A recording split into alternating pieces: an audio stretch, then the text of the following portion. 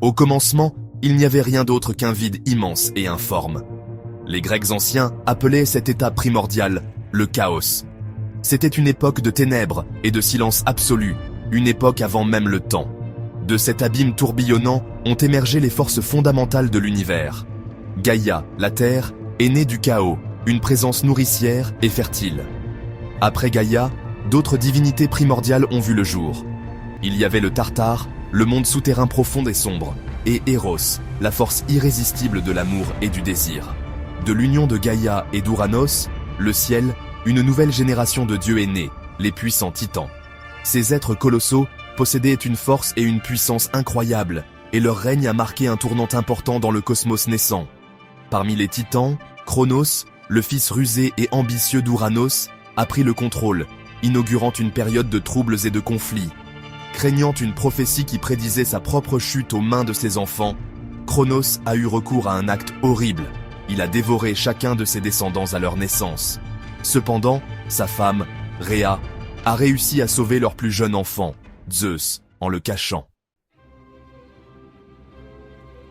Caché sur l'île de Crète, Zeus a grandi jusqu'à l'âge adulte, sa force et sa sagesse surpassant même celle de son formidable père. Le moment venu, Zeus a défié Cronos, le forçant à régurgiter ses frères et sœurs avalés. Une grande guerre a éclaté, la titanomachie, un choc de titans qui a secoué les cieux et la terre. Après une lutte longue et difficile, Zeus et ses alliés ont remporté la victoire. Les titans ont été précipités dans les profondeurs du Tartare, emprisonnés pour l'éternité. Les titans vaincus, Zeus et ses compagnons dieux olympiens, sont montés au sommet du mont Olympe pour régner sur le cosmos. Ils y ont établi un nouvel ordre, apportant équilibre et harmonie au monde. Le poète romain Ovide, dans son œuvre épique Les Métamorphoses, réinterprète le mythe grec de la création en y intégrant des divinités et des sensibilités romaines. Tout en adhérant largement au cadre grec, Ovide souligne le pouvoir de transformation des dieux, mettant en évidence leur capacité à façonner et à remodeler le monde selon leur volonté.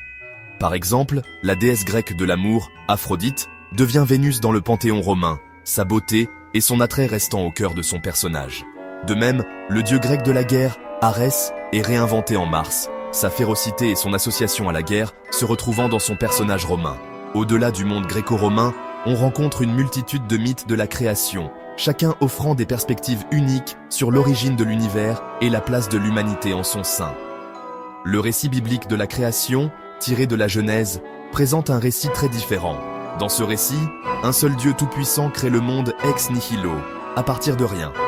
En 6 jours, Dieu fait apparaître la lumière, sépare les cieux de la terre et peuple le monde de plantes, d'animaux et enfin d'êtres humains, créés à son image. Le peuple Anishinaabe, un groupe autochtone originaire d'Amérique du Nord, raconte une histoire de la création centrée sur le rat musqué et un esprit puissant nommé Kichimanito.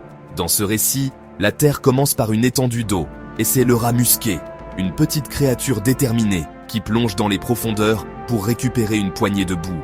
Cette boue, placée sur le dos d'une tortue géante, devient le fondement de la terre telle que nous la connaissons.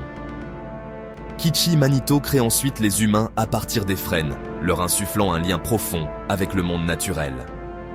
Ces divers mythes de la création, qui traversent les cultures et les continents, soulignent le caractère universel de notre fascination pour les origines. Ils reflètent notre désir commun de comprendre d'où nous venons, comment le monde a vu le jour et la place que nous occupons dans le grand ordre des choses.